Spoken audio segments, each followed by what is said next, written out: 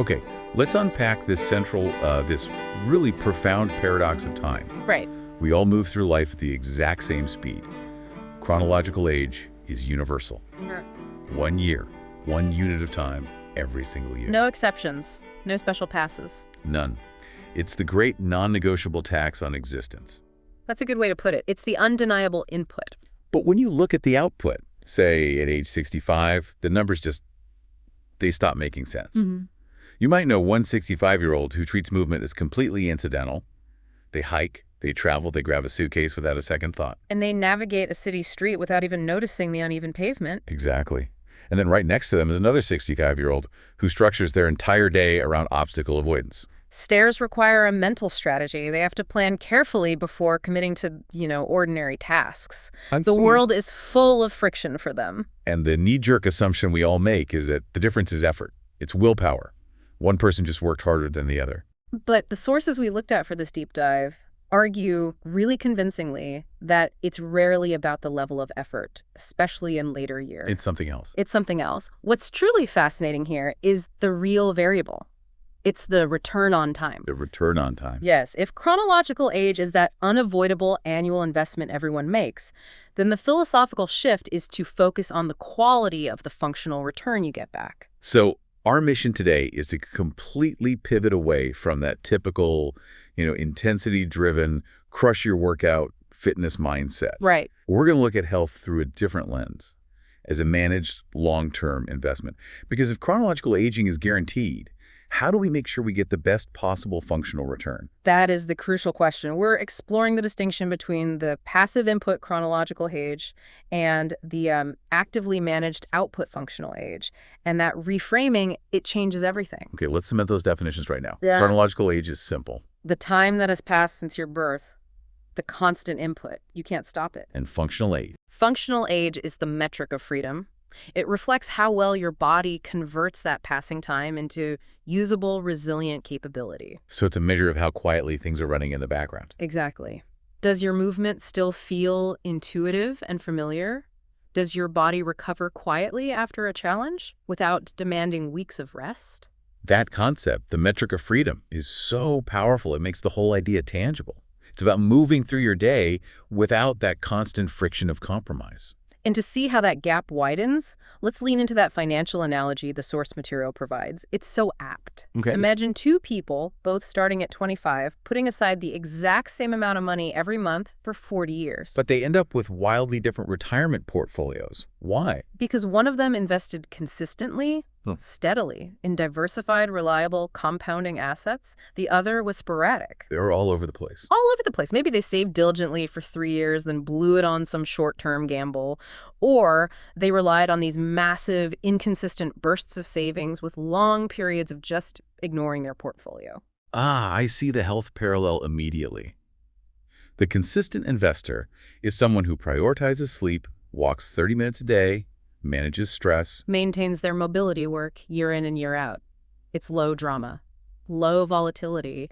Their health investment is compounding quietly in the background. and the sporadic one. That's the person who is sedentary for 11 months, then decides to train intensely for a marathon, a huge, volatile burst of effort, or jumps on the latest crash diet. Right, something promising these massive short-term gains. And while that burst of effort might yield a temporary, visible result, they look great for 3 months, or they finish the race. The long-term foundational structure Compounding interest. is completely neglected. And that gap widens over time. By 60, the consistent investor is functionally free, while the sporadic investor finds that every passing year takes a bigger toll because their foundation was never stabilized. The high volatility of their effort led to fragility.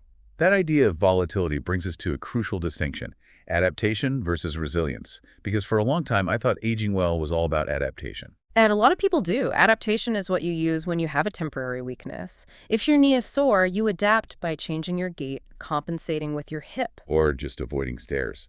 It helps you get through a challenge. It does. It gets you through. It's a temporary workaround. But it's exhausting. It is. And it's costly. What's the long-term cost of constantly compensating for a weakness in one area by overusing another? Eventually, the area you overuse starts to break down too. Adaptation is an energy sink that just compounds the problem. Wait, so you're saying the goal isn't just to keep going despite the limitations, No. but to actually remove the need for the workaround in the first place? Precisely. That's the core of resilience. Resilience is about whether, after you've pushed yourself, your body returns completely to its original healthy baseline. Does the stress leave a permanent mark? Exactly. Resilience ensures that recovery is complete, not incomplete. It ensures you aren't left functionally worse off than you were before the challenge. So if I train for a big event and I'm sore for 2 days, that's resilience at work. Right. But if I train for the same event 5 years later and I'm hobbled for 2 weeks and it takes 3 months for my knee to feel normal again, that's a loss of resilience. That's it perfectly. Functional age, when you measure it accurately, reflects that resilience. It is not about how much you can lift or how fast you can sprint on your absolute best day. Because those are just metrics of short-term adaptation, peak performance. Right. It's about how well your body holds up across the vast majority of your ordinary days. And crucially, how little effort it takes to maintain that capacity. Yes. When you lose functional age, you have to spend more mental and physical energy just to maintain the status quo. You start thinking about uneven sidewalks. That is the friction of lost resilience. This brings us to a big hang-up people have, especially those focused on fitness goals. This whole perception of maintenance. Yes.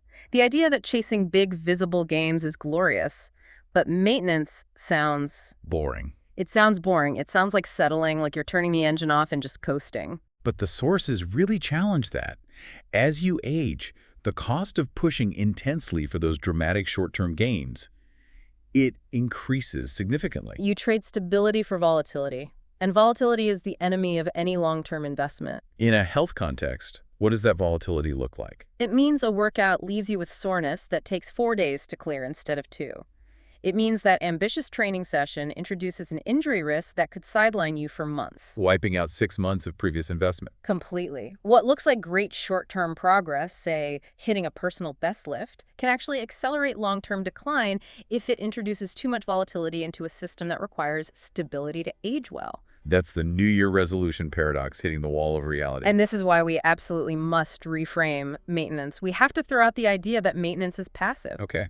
In reality, maintaining function, ensuring that familiar movement and quiet recovery continue year after year, is a massive active achievement. Wait, I like that. How is maintenance an active achievement? Because the default state of the universe is entropy. If you do nothing, things decline.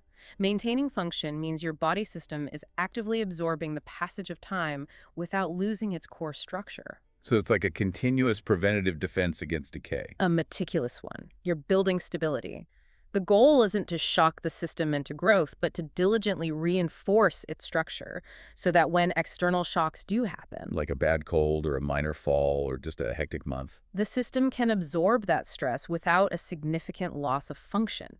That functional steadiness is not accidental, it is earned. You are actively preserving what the time input gives back to you. Precisely.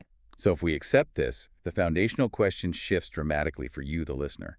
Instead of asking, how much better can I get next month? Which is a short-term adaptation metric. The more powerful long-term question becomes, how effectively are you preserving what already works? This is the core shift. It reframes aging not as a decline to be desperately fought, but as an investment to be shrewdly and consistently managed for maximum functional return over decades. And the exciting part is that we're moving beyond just subjective feelings about this.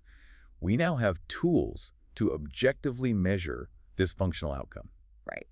The source material mentioned tools like FinchQ, which exist precisely to measure the return on your time investment. They don't care about your intentions. Couldn't care less how hard you feel you work. They focus on the outcome. They measure functional age and resilience empirically.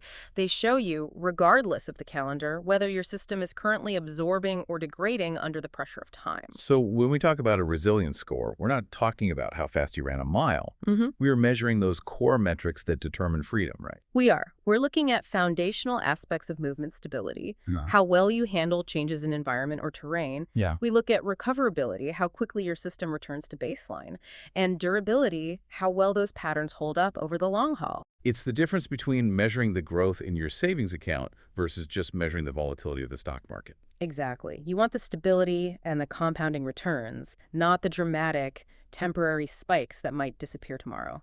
Managing your functional health is really about managing risk and volatility. So by focusing on maintenance and resilience, you're choosing that reliable compounding path. You're actively ensuring your foundational structure is absorbing time successfully, rather than passively degrading with it. Which brings us right back to our starting paradox. Hmm. Chronological age is the unavoidable input. It is going to happen one unit at a time every single year. But what truly matters is the return that time gives back to you. The goal is to maximize the usable, functional capability you get from every year you invest. To keep your freedom high. Your freedom and your independence. So as you move forward, managing that investment, the goal should be a year that feels steady, not rushed, not pushed. Aim for movement that feels confident rather than corrective. May your body continue to give back more than it takes. May your movements stay familiar and your recovery remain quiet. No dramatic resolutions are required. Just attention, paid consistently in the right direction to manage the investment you're already making every single day. That's it for this deep dive. Thank you for joining us.